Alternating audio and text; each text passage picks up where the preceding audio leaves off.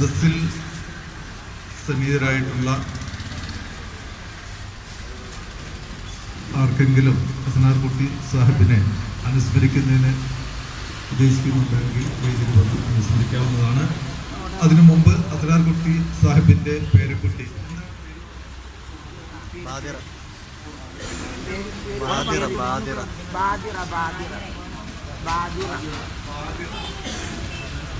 കുമാരി ബാദിറ അവരെ ക്ഷണിക്കുക.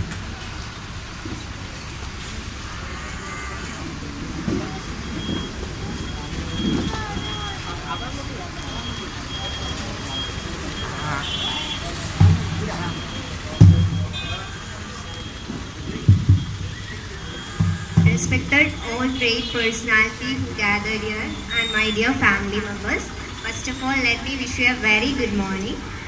വളരെ സന്തോഷമുണ്ട് ഇങ്ങനെ ഒരു വേദിയിൽ ഒരുപാട് തവണയായി നിങ്ങളുടെ മുമ്പിൽ വെളിപ്പനെ കുറിച്ച് എനിക്ക് അറിയാവുന്ന വളരെ ചുരുങ്ങിയ അറിവ് അത് നിങ്ങളുമായിട്ട് പങ്കിടാൻ സാധിച്ചത്. അതാണ് എനിക്ക് ആദ്യമായി പറയാനുള്ളത്.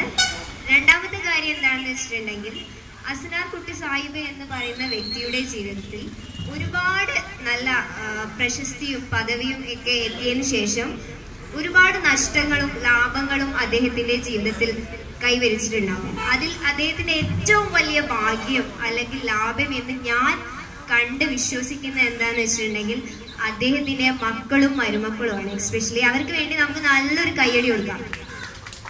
എന്തിനാണെന്നറിയോ?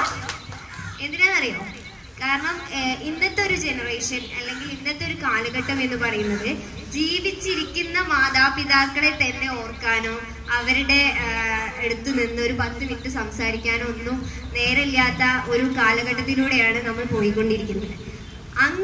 അങ്ങനെ ഒരു കാലഘട്ടത്തിൽ അദ്ദേഹത്തെ എല്ലാ വർഷവും ഓർത്തുകൊണ്ട്, എല്ലാ വർഷവും ഓർക്കാന്നല്ല കേട്ടോ, നിത്യവും എല്ലാ ദിവസവും അവർ ഓർക്കുന്നുണ്ടാവും. പക്ഷെ ഇങ്ങനെ ഒരു പരിപാടി സംഘടിപ്പിച്ച് എന്താ പറയാ, ഇത്രയും ഗ്രാൻഡായിട്ട് മന്ത്രിമാരെ കൊടുന്ന് ഇത്രയും തിരക്കിനിടയിൽ ഇങ്ങനെ ഒരു പ്രോഗ്രാം സംഘടിപ്പിക്കുന്ന അവർക്ക് എന്താ പറയാ, അവരുടെ സ്നേഹം അത് വളരെ വലുതാണ്.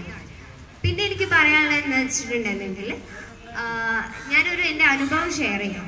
ഇവിടെ ഇപ്പോൾ ഒരുപാട് പേര് ചരിത്രപരമായി ഒരുപാട് കാര്യങ്ങൾ സംസാരിച്ചു.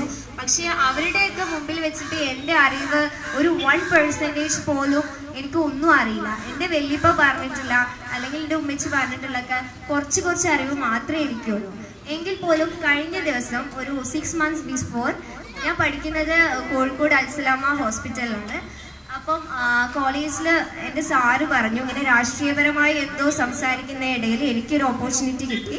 ഏതെങ്കിലും ഒരു രാഷ്ട്രീയക്കാരനെ പറ്റിയിട്ട് എന്തെങ്കിലും പറയാം, പേഴ്സണലായിട്ട് പറയാലോ. എനിക്ക് വലിയ മതിപ്പൊന്നുമില്ല. ബിക്കോസ് ആരുടെയും കുറ്റമൊന്നും അല്ല കേട്ടോ. കാരണം ഞങ്ങൾ യങ്സ്റ്റേഴ്സ് കൂടുതലും മീഡിയയിലൂടെയാണ് ഈ രാഷ്ട്രീയങ്ങളും കാര്യങ്ങളൊക്കെ അറിയുന്നത്. അപ്പോൾ മീഡിയയിലൂടെയൊക്കെ പലതും കേൾക്കുമ്പോൾ ഏതാണ് പരമാർത്ഥം അല്ലെങ്കിൽ ഏതാണ് കള്ളം എന്ന് തിരിച്ചറിയാനുള്ള ഒരു സാധാരണക്കാരി അല്ലെങ്കിൽ സാധാരണക്കാരന് ഒരു വഴിയുമില്ല. അപ്പോൾ ഈ ടിവിയിലൂടെ കാണുന്ന വിവരങ്ങളാണ് ഞങ്ങൾക്കുള്ളത്. അപ്പോൾ സാറിങ്ങനെ എന്നോട് ഇങ്ങനെ പറഞ്ഞു ഏതെങ്കിലും രാഷ്ട്രീയക്കാരനെ പറ്റി എന്തെങ്കിലും പറയാം. അപ്പോൾ എനിക്ക് പെട്ടെന്ന് ഞാനിപ്പോൾ ആരെ പറ്റിയാൽ പറയാം, എനിക്ക് ആരെ പറ്റിയും വലിയ കമ്മിറ്റ്മെൻറ്റ്സും അതിപ്പോൾ ഒന്നുമില്ല. അപ്പം ഞാനിങ്ങനെ പെട്ടെന്ന് ബോർഡിൽ വലുതാക്കി എഴുതി, ഉപ്പച്ചിയുടെ പേര് എഴുതി, അസ്നാർ കുട്ടി സാഹിബ് എന്ന് എഴുതിയിട്ട് ഞാൻ പറഞ്ഞു ഇതെൻ്റെ വല്യപ്പയാണ്, അദ്ദേഹം ഒരു ഫ്രീഡം ഫൈറ്ററാണ്. അപ്പോൾ കുട്ടികളൊക്കെ സാധാ ഇങ്ങനെ കേട്ടിരുന്നു. എന്നിട്ട് ഇങ്ങനെ ഒരു ചരിത്രം ഇങ്ങനെ പറഞ്ഞപ്പോൾ ഞാൻ പറഞ്ഞു അദ്ദേഹം കോഴിക്കോട് മണ്ണിൽ വന്ന് ജവഹർലാൽ നെഹ്റു വന്നപ്പോൾ അദ്ദേഹം ഇംഗ്ലീഷിൽ സംസാരിക്കുന്ന സമയത്ത് മലയാളത്തിലേക്ക് ആളുകൾക്ക് ട്രാൻസ്ലേറ്റ് ചെയ്ത് കൊടുത്തത് എൻ്റെ വല്യപ്പയാണെന്ന് പറഞ്ഞപ്പോൾ കുട്ടികൾ ഭയങ്കര ചിരി കേട്ടോ. എന്നിട്ട് എന്നോട് പറഞ്ഞു ബാധ്യത നീ എന്തിനാ ഇങ്ങനെ കത്തി അടിക്കുന്ന, മതി നിർത്തി പോരേന്ന് പറയും. അപ്പം ഞാൻ പറഞ്ഞു അല്ല സത്യമാണ്. അപ്പം അവർ വിശ്വസിച്ചില്ല. പിറ്റേന്ന് ഞാൻ ഉപ്പച്ചിയുടെ അടുത്ത് വന്നിട്ട് എന്താ പറയാ പണ്ടത്തെ ഫോട്ടോസൊക്കെ കളക്ട് ചെയ്ത് അവരെ കയ്യിൽ കൊണ്ടുപോയി കൊടുത്തപ്പോൾ റിയലൈസ്ഡ്, അവർക്ക് ഭയങ്കര അത്ഭുതം. അവരെന്നോട് പറയാം നീ എന്താ ഞങ്ങളോട് പറയാഞ്ഞത്? ഞാൻ പറഞ്ഞു എൻ്റെ വലിയപ്പ ഗാന്ധിജിയുമായിട്ട് മീറ്റ് ചെയ്തിട്ടുണ്ട്, അവർ സംസാരിച്ചിട്ടുണ്ട് എന്ന് പറഞ്ഞപ്പോൾ ഒക്കെ അവർക്ക് ഭയങ്കര ആൻസൈറ്റിനെസ്സും അവർക്ക് ഭയങ്കര ക്യൂരിയോസിറ്റി അത് അറിയാൻ വേണ്ടിയിട്ടുള്ള. അപ്പം ഞാൻ പറഞ്ഞു വന്നത് എന്താ വെച്ചിട്ടുണ്ടെന്നുണ്ടെങ്കിൽ ഇന്ന് അസ്നാർ കുട്ടി സാഹിബിന്റെ അല്ലെങ്കിൽ വല്യപ്പാന്റെ ഇന്നിപ്പോൾ നമ്മളിവിടെ കണ്ടാൽ തന്നെ അറിയാം ഇവിടെയുള്ള ഭൂരിഭാഗം ആളുകളും ഒരു 50+ ആണ് അല്ലേ. ഒരു 50 വയസ്സിന് കൂടുതലുള്ള ആളുകളാണ് ഇവിടെ ഉള്ളത്. യുവതലമുറയിലെ ഒരു എന്താ പറയുക യങ്സ്റ്റേഴ്സ് ആയിട്ട് ഇവിടെ ആരുമില്ല. കാരണം എന്താ, ആർക്കും അറിയില്ല. നിങ്ങൾക്ക് മാത്രമേ അറിയുള്ളൂ അദ്ദേഹത്തിന്റെ വലിയ കാര്യങ്ങളും അദ്ദേഹം താനൂരിലും അല്ല മലബാറിലും വലിയ വ്യക്തിയാണെന്നുള്ള കാര്യം നിങ്ങൾക്ക് മാത്രമേ അറിയുള്ളൂ. യങ്സ്റ്റേഴ്സിന്റെ അടുത്ത് അത് വേണ്ട രീതിയിൽ എത്തിയിട്ടില്ല. അപ്പൊ എനിക്ക് പറയാനുള്ളത് എന്താ വെച്ചാൽ, കഴിഞ്ഞ എനിക്ക് തോന്നുന്നു എൻ്റെ ഓർമ്മ ശരിയാണെങ്കിൽ 3-4 സെമിനാറുകൾക്ക് മുമ്പ് ഒരു പുസ്തകത്തിന്റെ കാര്യം പറഞ്ഞിരുന്നു. ഇപ്പോൾ യുവതലമുറയിലേക്ക് എത്താവുന്ന ഏറ്റവും വലിയ മാർഗം എന്ന് പറഞ്ഞിട്ടുണ്ടാകും പുസ്തകങ്ങളാണ്. അപ്പം ബാപ്പച്ചിയുടെ ഒരു പുസ്തകം ഇവിടെ പ്രസിദ്ധീകരിക്കുമെന്ന് പറഞ്ഞിട്ടുണ്ടായിരുന്നു. അത് എത്രമാത്രം എന്താണ് അതിന്റെ പ്രോസസ്സിങ് ഇത്ര ലാഗിങ് ആവുന്നത് എനിക്ക് അറിയില്ല. അതോ അത് സ്റ്റോപ്പ് ചെയ്തിട്ടുണ്ടോ എന്നെനിക്ക് അറിയില്ല എന്താണ് സംഭവിച്ചതെന്ന്.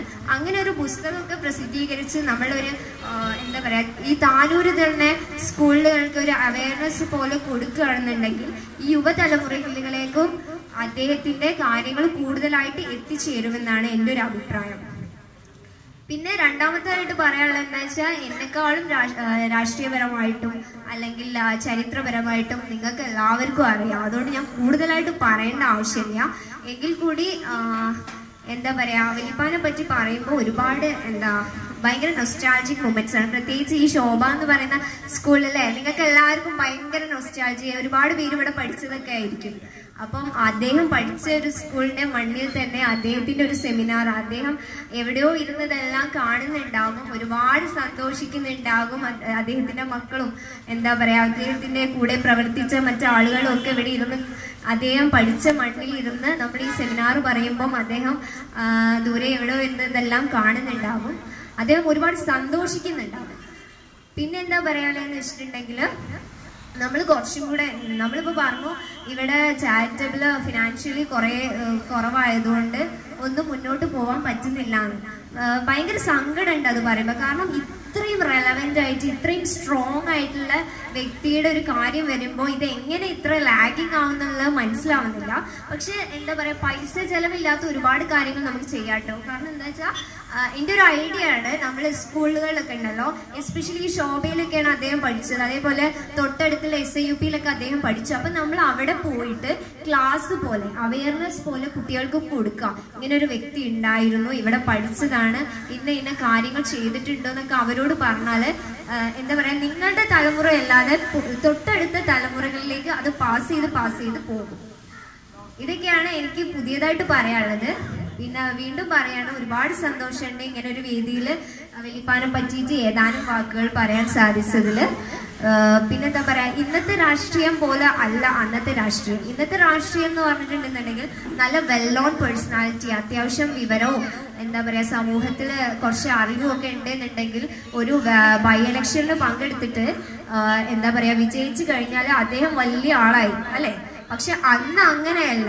അന്നെന്ന് പറഞ്ഞാൽ സ്വാതന്ത്ര്യം കിട്ടാൻ വേണ്ടി ഇന്ത്യക്ക് എന്താ പറയാ, നമ്മൾ ഇന്ത്യ എന്ന് പറയുന്ന രാജ്യത്ത് നമ്മൾ അനുഭവിച്ച ക്രൂരത, ജന്മികളിൽ നിന്ന് നമ്മളെ രക്ഷിക്കാൻ വേണ്ടിയിട്ട് വല്യപ്പയും ഒരുപാട് ആളുകളും നടത്തിയിട്ടുള്ള കാര്യങ്ങളൊക്കെ നമുക്ക് അറിയാവുന്നതാണ്. അപ്പോൾ ഒന്നുമില്ലാത്ത ഇന്ത്യയെ എന്തെങ്കിലും ആക്കി തീർത്തത് ഇതുപോലുള്ള മഹാന്മാരായ വ്യക്തികളാണ്. അപ്പൊ നമ്മൾ ടിൽ ദി എൻഡ് എത്ര കാലം ഇന്ത്യ നമ്മളുടെ ഇടയിലുണ്ടോ അത്ര കാലവും അവരുടെ പേരുകൾ വാഴ്ത്തപ്പെടണം, ഓരോരുത്തരും അറിയണം. So we should do the best. നമ്മൾ ചിന്തിച്ചിട്ട് അറിയണം. ഞാൻ വീണ്ടും പറയാണ്, എന്താ പറയാ, അസ്നാർകുട്ടി സാഹിബിന്റെ മക്കൾക്ക് എന്തെങ്കിലും സംഭവിച്ചു കഴിഞ്ഞാൽ ഈ അദ്ദേഹത്തിന്റെ പ്രസൻസ് ഇവിടുന്ന് മാഞ്ഞു പോകരുത്. ഐ മീൻ എന്താ പറയാ, സെമിനാർ ഇല്ലാതാവുക. ഇന്ന് തന്നെ അറിയാം, നമ്മൾ അന്നൊക്കെ നടത്തിയപ്പോൾ ഒരുപാട് പേരുണ്ടായിരുന്നു. ഇത് വളരെ കുറച്ച് പേരായി. അങ്ങനെ ഇത് കുറഞ്ഞ് ഇത് നിന്ന് പോകരുത്. It should be there till the end. നമ്മളെല്ലാവരും എത്ര കാലം ഭൂമിയിലുണ്ടോ അത്ര കാലം അദ്ദേഹത്തിന്റെ പ്രസൻസ് നമ്മളുടെ കൂടെ ഉണ്ടാവണം. കാരണം അദ്ദേഹം മഹാനായ ഒരു വ്യക്തിയാണ്. അതിലുപരി നമ്മുടെ ഇന്ത്യക്ക് വേണ്ടി, നമ്മുടെ കേരളത്തിന് വേണ്ടി, നമ്മുടെ മലബാറിന് വേണ്ടി, നമ്മുടെ താനൂരിന് വേണ്ടി ഒരുപാട് കാര്യങ്ങൾ ചെയ്ത വ്യക്തിയാണ്. So he should be well known for every generation till the end. That's my big dream. I hope it will be work. അല്ലേ, എനിക്ക് കഴിയാവുന്ന വിധം ഞാൻ എൻ്റെ കോളേജിൽ എനിക്ക് എന്ത് ഓപ്പർച്യൂണിറ്റി കിട്ടിയാലും അസ്നാർകുട്ടി സാഹിബിനെ പറ്റി ഞാൻ പറയാറുണ്ട്. എൻ്റെ കോളേജിൽ സെമിനാർ നടക്കുമ്പോൾ ഞാൻ വാപ്പച്ചിനെ പറയാറുണ്ട്. എന്നെക്കൊണ്ട് കഴിയുന്ന പോലെ ഞാൻ മാക്സിമം ചെയ്യാറുണ്ട്. അതേപോലെ എല്ലാവരും ചെയ്യാൻ ശ്രമിച്ചാൽ it should be A great thing. എനിക്കറിയാം ഇവിടെ ഒരു പ്രോഗ്രാമൊക്കെ നടക്കുന്നുണ്ട്. സോ എൻ്റെ മൈക്ക് കൈ കിട്ടേ ഞാൻ നിർത്തൂല, ഞാൻ പറഞ്ഞോണ്ടിരിക്കും. അതുകൊണ്ട് ഞാൻ നിർത്തുകയാണ്. Thank you very much. അസ്സലാമു അലൈക്കും.